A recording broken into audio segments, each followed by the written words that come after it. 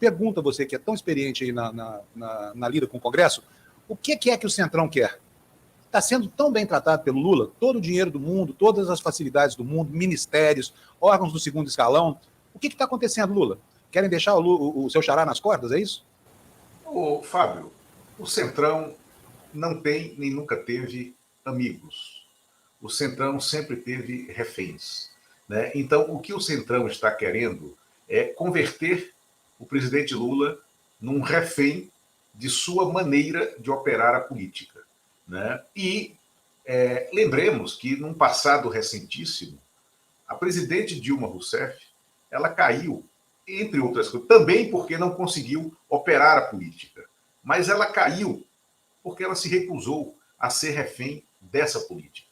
Ela não era uma personagem de Brasília. Ela era, como sempre foi e é, uma pessoa, um outsider desse mundo político, da política do Congresso.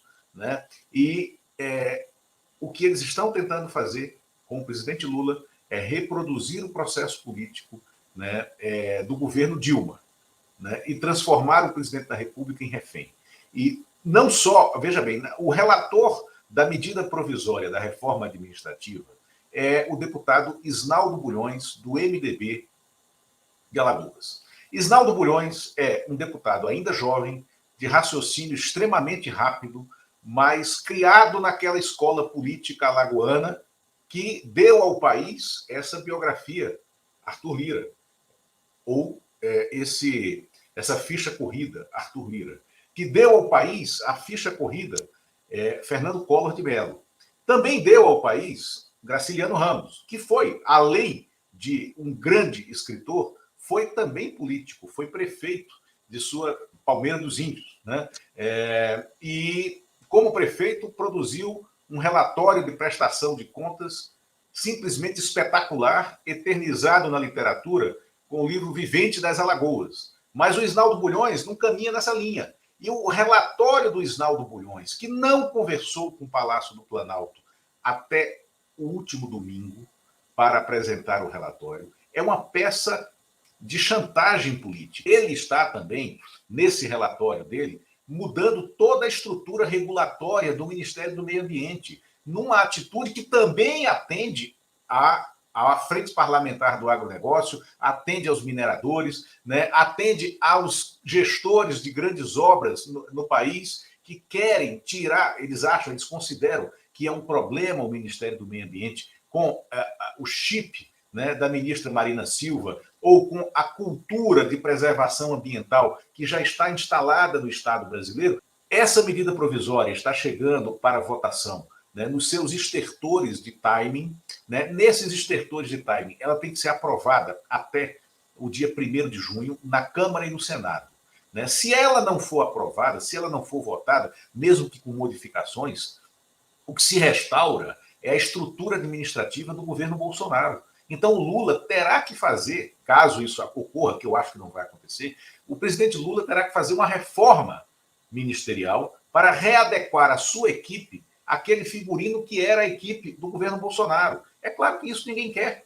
Né? Não deverá, não poderá acontecer. Então, ele está chamando para uma negociação.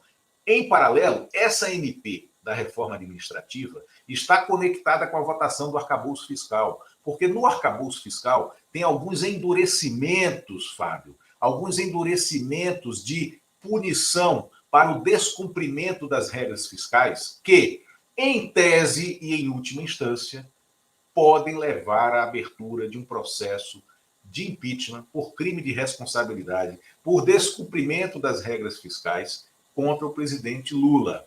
O PSOL está alertando para isso. E aí, o que o governo está fazendo é abrindo a mesa, o que a oposição, o Centrão, o Arthur Lira estão fazendo com essas medidas provisórias é abrindo a mesa de negociação, estendendo o pano verde, rodando lá com os croupiers no grande cassino que Brasília virou. Quem tem juízo se preocupa de alguma forma. Né? E eu me considero uma pessoa ajuizada. E ouço algumas pessoas que eu reputo também ajuizadas, e elas revelam alguma preocupação. Quem não tem juízo, como, por exemplo, em minha opinião. O líder do governo na Câmara, Zé Guimarães, né, que celebrou aquele placar da articulação política, da votação do arcabouço fiscal, como se fosse a prova de que o governo tinha uma base parlamentar, tal, e que não é, e a Tereza Provinel vai explicar isso mais tarde. Fiquem aqui, porque a Tereza, ela não faz comentários, ela sempre dá aulas de ciência política, né? Então, quem tem juízo está com medo ao ver como as coisas estão se desenhando na micropolítica de Brasília, porque é micro mesmo. A macropolítica está bem desenhada e está bem operada pelo presidente Lula, tanto no campo interno quanto no campo externo. O Lula começou já desde o Japão a arbitrar essa disputa, que é uma disputa titânica, é uma disputa que não cabe apenas os nossos sonhos e frustrações de brasileiros. É uma disputa planetária sobre a exploração do petróleo lá na foz do Rio Amazonas, lá na costa, né, do Amapá. Né, essa disputa o Lula está arbitrando, e eu creio que, curtido nos erros e acertos do passado, ele saberá tomar uma decisão política, né, de relevância para o país, para nós e para o olhar que ele lança para a humanidade.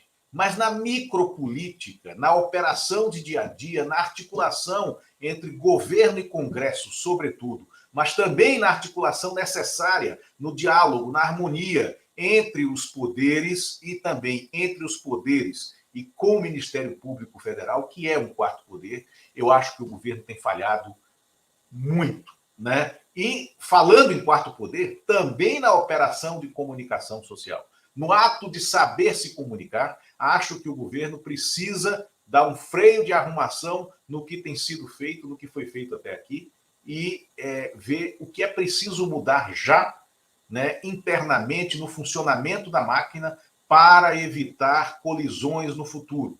Nós não podemos esticar essa corda até o ponto de nos levar a um impasse institucional, né? E, neste momento, é preciso botar a mão no juízo dentro do Palácio do Planalto e olhar que a articulação política não está boa, a operação de governo não está boa, né? E, assim, fazer todos os meia-culpas e olhar que você pode falar o que quiser em relação ao Haddad, que ele se vendeu para o mercado ou não, mas ele tem sabido negociar as agendas e as pautas dele.